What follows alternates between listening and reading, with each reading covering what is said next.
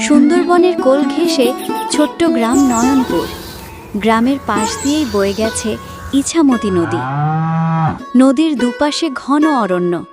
সকালের সোনার রোদ নদীর জলে পড়ে চিকচিক করছে। গ্রামের অন্য জেলেরা হইচই করে মাছ ধরতে বেরোচ্ছে, কিন্তু সুমন এখনো নদীর ঘাটে তার জরাজীর্ণ নৌকাটির পাশে বসে জাল বুনছে। আরে ও হরিপদ, দেখ দেখ, আমাদের গ্রামের মহাবিজ্ঞানী সুমন এখনো জালই সেলাই করে যাচ্ছে। সূর্য তো মাথার উপর উঠে গেল, ও মাছ ধরবে কখন? আরে মহাজন, ও কি আর মাছ ধরার জন্য জাল বুনছে? ও তো অলস, আসলে নদীতে যাওয়ার সাহস নেই, তাই এসব ভান করে বসে আছে। সারাদিন ওই এক ছেঁড়া জাল নিয়েই বসে থাকবে। কখনো তো আমি ওকে মাছ ধরতে দেখিনি। জালটা একটু দুর্বল হয়ে গেছে বিমল ভাই। দুর্বল জাল দিয়ে বড় মাছ ধরা যায় না, তাই একটু মজবুত করছি। তাড়াহুড়ো করে তো আর ভাগ্য বদলানো যায় না, বলো? চুপ কর বোকা, তুই আমাকে জ্ঞান দিচ্ছিস? তোর ঘরে চাল নেই, পরনে ভালো কাপড় নেই, আর তুই কথা বলছিস ভাগ্যের? শোন সুমন, বুদ্ধি থাকলে তোর আজ এই দশা হতো না। চল হরিপদ, এর সাথে কথা বলে সময় নষ্ট করে লাভ নেই। আজ আমি নদীর সব মাছ তুলে আনবো, তারপর দেখব ভাগ্য কেমন সাথ দেয় ওর। বিমল ও হরিপদ নৌকা চড়ে চলে যায়।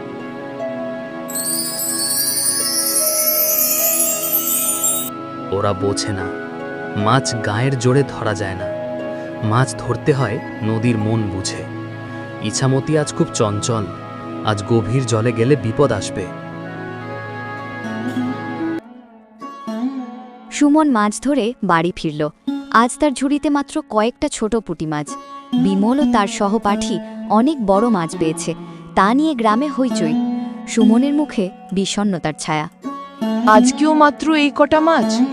চাল তো বেশি নেই, টুম্পার জ্বরটা আবার বেড়েছে। কবিরাজ মশাই বলেছেন এসব জড়িবুটি দিয়ে কাজ হবে না, ভালো ওষুধ দরকার। চিন্তা করো না ঈশিতা, ওপরওয়ালা সব দেখছেন। আজ নদীতে স্রোত খুব বেশি ছিল, আমি জানতাম গভীর জলে যাওয়া ঠিক হবে না। বিমলরা ঝুঁকি নিয়ে গেছে, আজ পেয়েছে, কিন্তু রোজ পাবে না। আমি একটা নতুন জায়গার খোঁজ পেয়েছি, বনের গভীরে। সেখানে কেউ যায় না, আমি সেখানে গিয়ে মাছ ধরে আনব। বাবা, তুমি কি সেই পরীর দেশের গল্পটার জায়গায় কথা বলছো, যেখানে মাছেরা কথা বলে? হ্যাঁ মা, অনেকটা সেরকমই। তুমি শুধু তাড়াতাড়ি সুস্থ হয়ে ওঠো, আমি কথা দিচ্ছি আমি তোমায় সেখানে নিয়ে যাব। আমাদের দিন বদলাবে মা, আমার বুদ্ধি আর ধৈর্যই আমার আসল পুঁজি। গ্রামবাসীগণ শোনো, জমিদার মশায়ের এক বিশেষ ঘোষণা আছে। আগামী পূর্ণিমার দিন জমিদার মশায়ের একমাত্র কন্যার বিবাহ। জমিদার মশাই চান এই বিয়েতে এমন এক মাছের কালিয়া রান্না হোক যা স্বাদে ও গন্ধে অতুলনীয়।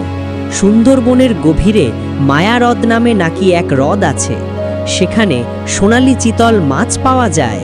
যে জেলে ওই মাছ এনে দিতে পারবে তাকে জমিদার মশাই 50টি স্বর্ণমুদ্রা এবং 10 বিঘা জমি উপহার দেবেন। গ্রাম জুড়ে গুঞ্জন শুরু হয়ে গেল। 50টি স্বর্ণমুদ্রা মানে সারা জীবনের নিশ্চিন্তি। রাজদূত মশাই, এই কাজ একমাত্র আমিই পারবো। আমার মতো বড় নৌকা আর দামি জাল এই গ্রামে আর কারণ নেই। ওই সোনালি চিতল আমি আনবো। বিমল, কাজটা কিন্তু সহজ নয়। মায়াহ্রদ নিয়ে অনেক ভয়ঙ্কর গল্প আছে। ওখানে নাকি জলজ্যান্ত মানুষ পাথর হয়ে যায়। জঙ্গলও খুব ঘন ও ভয়ঙ্কর। আরে ওসব ভিরুলার গল্প, আমি কাল ভোরেই রওনা দেব। সুমন ভিড়ের এক কোণে দাঁড়িয়ে সব শুনছিল। সে কিছু বলল না, শুধু মনে মনে কিছু একটা ছক কষল। নদীর ঘাটে বিমলের বিরাট আয়োজন। সে অনেক খাবার, বড় জাল এবং কয়েকজন সহকারী নিয়ে যাচ্ছে। গ্রামের সবাই বিমলকে বিদায় জানাতে এসেছে। সুমনও তার আর নিজের হাতে বোনা বিশেষ একটা জাল নিয়ে ঘাটে এলো। সুমনের জালে অদ্ভুত কিছু লতা পাতা জড়ানো। আরে এই বোকাটাও কি মায়াহ্রদে যাচ্ছে নাকি? ওরে সুমন, তোর ওই ডিঙি তো মাঝ নদীতেই ডুবে যাবে, আর মায়াহ্রদ তো অনেক দূর। আরে যেতে দে, বাগে খাবার জন্য তো কাউকে দরকার।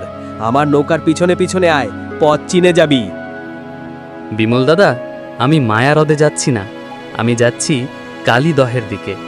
আমার মনে হয় সোনালী চিতল এখন স্রোতের বিপরীতে আসবে। শুনেছ তোমরা? মায়া হ্রদ ছেড়েও যাবে কালীদহে, যেখানে শুধুই কাদা আর আগাছা। সত্যি তুই বোকা। চল রে সবাই, আমরা মায়া হ্রদেই যাব। এরকম বোকার সাথে কথা বলে লাভ নেই।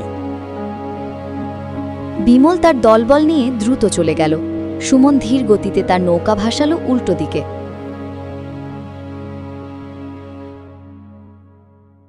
অন্যদিকে বিমল ও তার দলবল গভীর জঙ্গলে পথ হারিয়ে ফেলেছে। মায়া হ্রদ খুঁজে পাওয়া যাচ্ছে না। বিমলের বড় নৌকা সরু খালে আটকে গেছে। চারপাশ থেকে বুনো মশার কামড় আর হিংস্র জীবজন্তুর আওয়াজ আসছে। মহাজন, আমরা তো পথ হারিয়ে ফেলেছি। মায়াহ্রদ তো কোথাও দেখছি না, আর সন্ধে হয়ে আসছে, বাঘের উপদ্রব তো বাড়ছে। চুপ কর, আমি ঠিক পথে এগোচ্ছি। ওই তো সামনে জল দেখা যাচ্ছে। কিন্তু ওটা জল ছিল না, ছিল চোরাবালি। বিমলের নৌকা সেখানে আটকা পড়ল।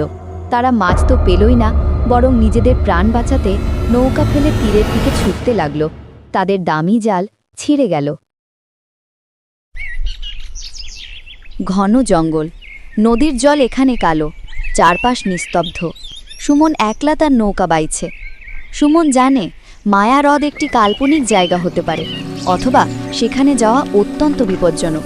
কিন্তু তার বাবা তাকে শিখিয়েছিলেন পূর্ণিমার আগে বিশেষ এক ধর্মের শ্যাওলা খেতে সোনালী চিতল মাছেরা কাদা ভরা কালীদহের দিকে আসে। এটা বিজ্ঞানের নিয়ম, যা গ্রামের অশিক্ষিত বা অহংকারী জেলেরা জানে না। সবাই ছুটছে গুজবের পেছনে, আর আমি চলছি প্রকৃতির নিয়ম মেনে। আমার জালের এই বিশেষ লতাপাতার গন্ধ মাছগুলোকে আকর্ষণ করবে। সুমন খুব সাবধানে তার জালটি পাতল। সে তাড়াহুড়ো করল না, সে জলের গতিবিধি লক্ষ্য করতে লাগলো। হঠাৎ সে দেখল জলের নিচে সোনালি আভা। এই তো, বাবার কথাই ঠিক ছিল, ওরা এখানেই এসেছে। এখন আমি নিয়ে গিয়ে জমিদার মহাশয়কে দিব, আর আমার সন্তানের পরিবারের কোনো সমস্যা হবে না। সুমন তার জালে টান অনুভব করল, অনেক ভারী কিছু। সুমন প্রাণপণে জাল টানছে। জালের ভেতরে ছটফট করছে বিশাল এক সোনালি চিতল মাছ। মাছটির আঁশগুলো সোনার মতো জলজল করছে। হে ঈশ্বর, তুমি মুখ তুলে চেয়েছ। এই মাছ বিক্রি করলে আমার টুম্পার চিকিৎসা হবে, আর অভাব থাকবে না। সুমন মাছটি নৌকায় তুলল। মাছটি এত বড় যে তার ছোট ডিঙি নড়বড়ে হয়ে গেল। খুব সাবধানে সে মাছটিকে ঢেকে রাখল, যাতে কেউ দেখতে না পায়, কারণ সে জানে গ্রামের মানুষ হিংসুটে। কিন্তু ফেরার সময় হঠাৎ ঝড় উঠল। ইছামতি নদী উত্তাল হয়ে উঠল। সুমনের ছোট নৌকা ঢেউয়ের তালে নাচতে লাগল। ভয় পেলে চলবে না, আমাকে বাড়ি ফিরতেই হবে। কারুর জন্য না হলেও আমার মেয়ের জন্য আমায় বাড়ি ফিরতেই হবে। সেই ঝড়ের গতির সাথে লড়াই না করে বাতাসের অনুকূলে নৌকা ভাসিয়ে দিল। তারই উপস্থিত বুদ্ধি তাকে ডুবন্ত অবস্থা থেকে বাঁচালো। কি হলো বিমল? তুমি তো বলেছিলে সোনালী চিতল আনবে। তোমার সেই অহংকার কোথায় গেল? কই তোমার সোনালী চিতল? হুজুর, মায়া হ্রদ অভিশপ্ত। ওখানে কোনো মাছ নেই, শুধু বিপদ। আমার নৌকা জাল সব শেষ। আমরা এই প্রাণপণে বেঁচে এসেছি। কেউ ওই মাছ আনতে পারবে না। ওটা একটা রূপকথা। তাহলে কি আমার মেয়ের বিয়েতে সেই বিশেষ মাছটি হবে না? ঠিক তখনই দরজায় শোরগোল। সুমন কাঁধে বিশাল এক ঝুড়ি নিয়ে প্রবেশ করল। ঝুড়িটি লতাপাতা দিয়ে ঢাকা। হুজুর, আমাকে অনুমতি দিন। আরে তুই এখানে কেন? দূর হ, আমরা পারলাম না আর তুই ওই ভাঙা নৌকা নিয়ে কি করবি? থামো, ওকে আসতে দাও। বলো সুমন, তুমি কি এনেছো? সুমন ঝুড়ির ঢাকনা সরালো। মুহূর্তের মধ্যে রাজদরবার সোনালি আলোয় আলোকিত হয়ে গেল। বিশাল জ্যান্ত সোনালি চিতল মাছ। সবাই বিস্ময়ে স্তব্ধ। অসম্ভব! এটা তুমি কোথায় পেলে?